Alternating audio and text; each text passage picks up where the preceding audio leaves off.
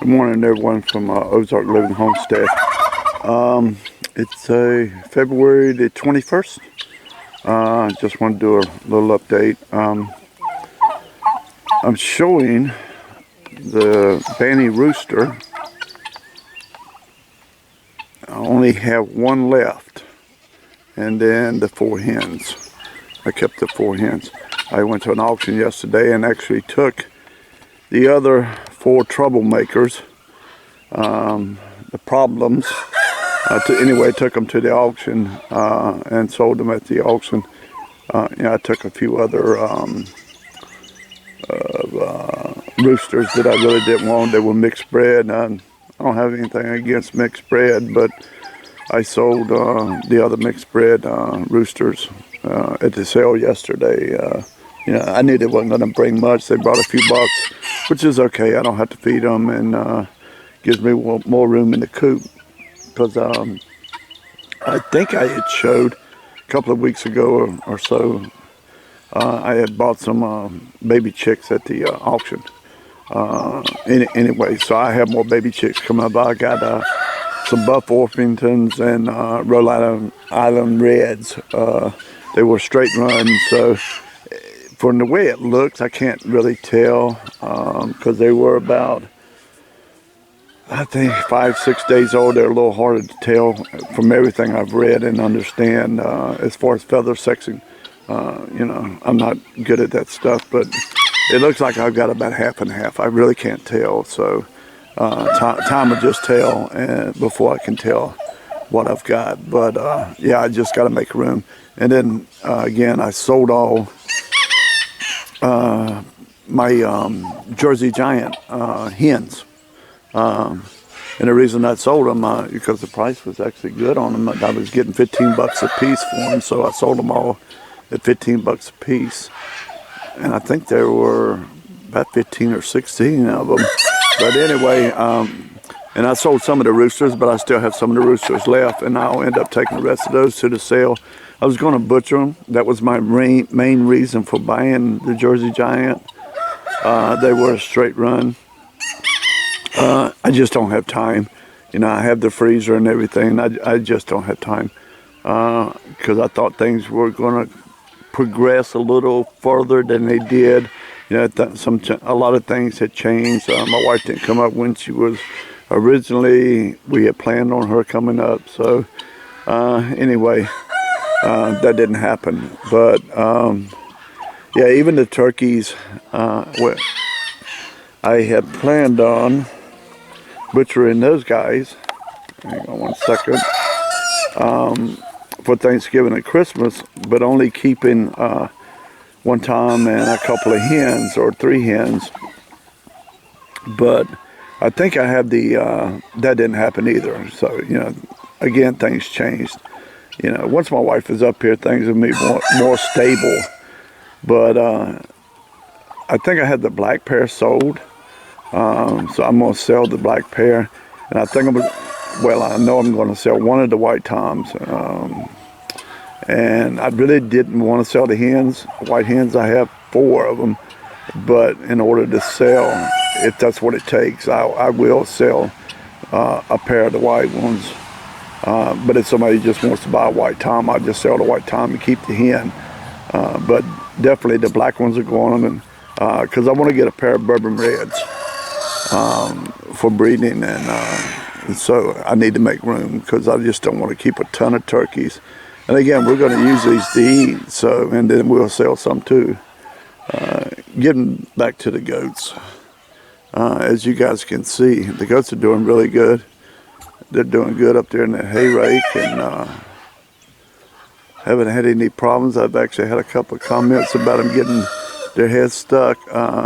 They're pretty smart about getting their heads in there. The holes are pretty big. And of course, there's always that chance. That it could happen. They could get their head caught in anything. And I have to watch it. I have to be careful. But as that hay starts falling, right now they're putting their head up in there.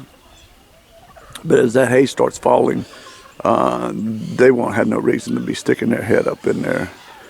And maybe I'll go ahead and do that and take some of the hay out so it'll just kind of fall down and be real easy for them to get it out. So One of the things I wanted to show you guys, not yesterday, but the day before, I didn't do anything yesterday on it. It's a little wet out here. We actually got rain started last night, I want to say about 8 o'clock or so.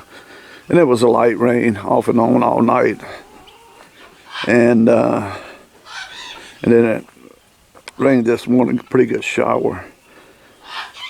But I started digging a trench, as I'm fixing to show you guys.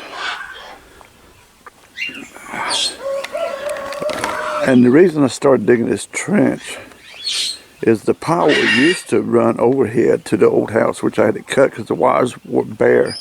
And I didn't want those bare wires up there when they hooked my power up. And all I use for is the camper right there anyway.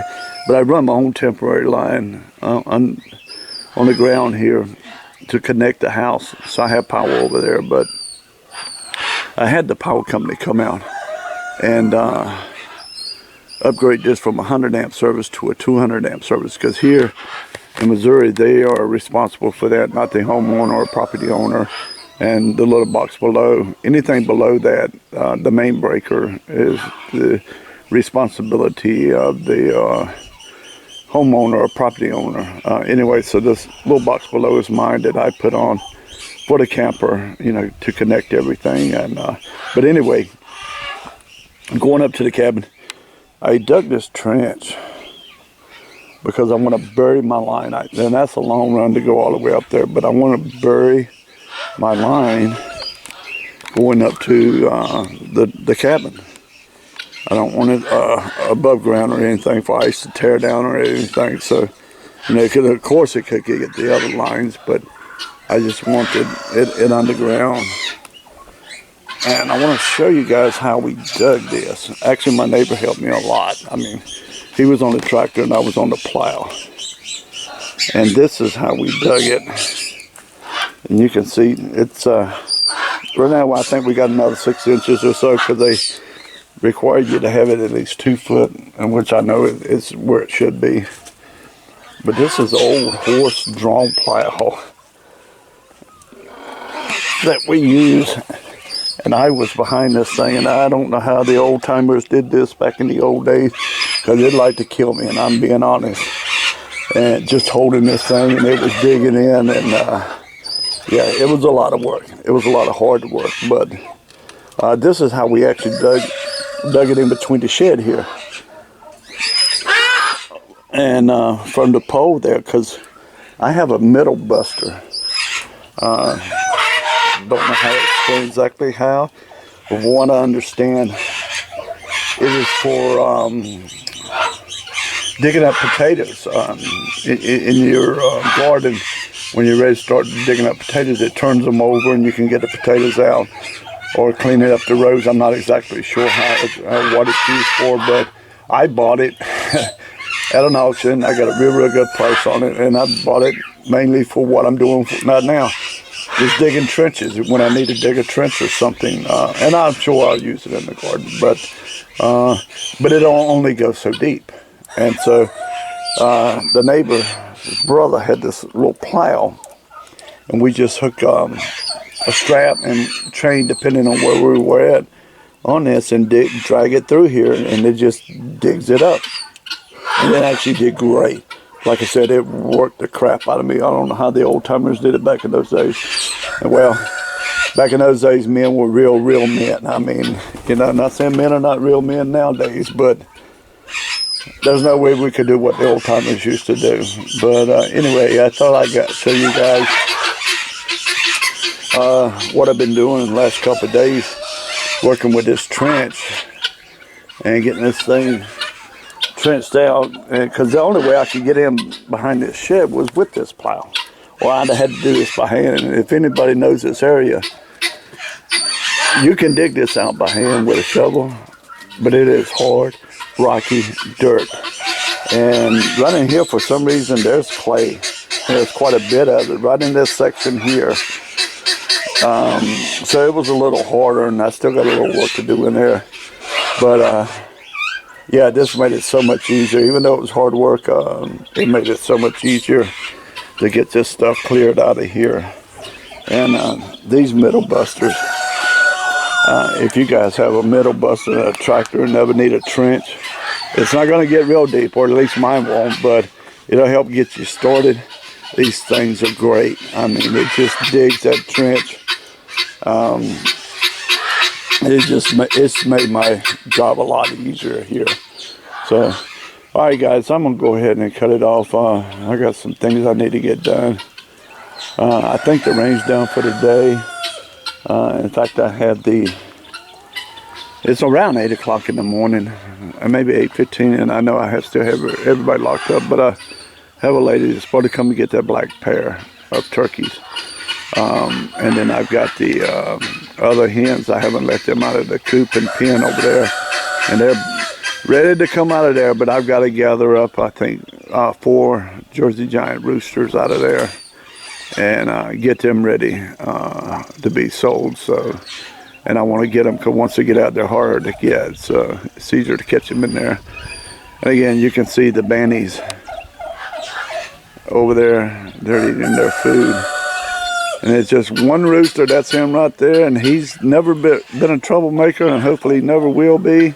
He doesn't bother people. He pretty much stays clear of people. But he's a lucky guy right now, because he's got 4 girls over there all to himself. He doesn't have to fight for them.